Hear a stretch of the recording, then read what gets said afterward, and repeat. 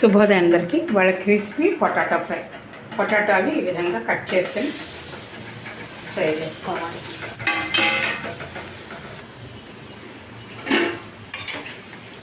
బంగాళదుంపలు 3/4 మగ్గిపోయాయి. ఇప్పుడు సన్నగా తగిన ఉల్లిపాయలు,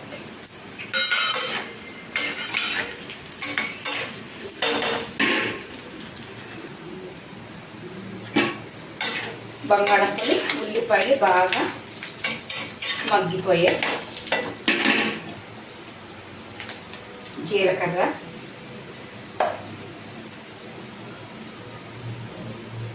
కారం తగినంత,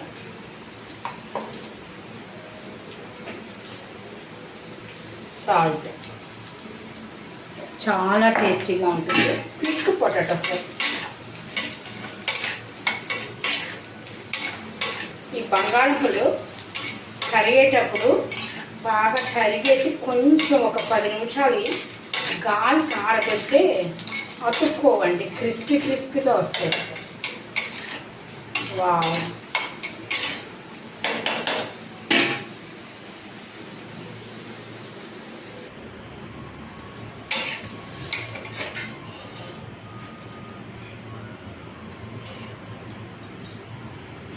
వావ్,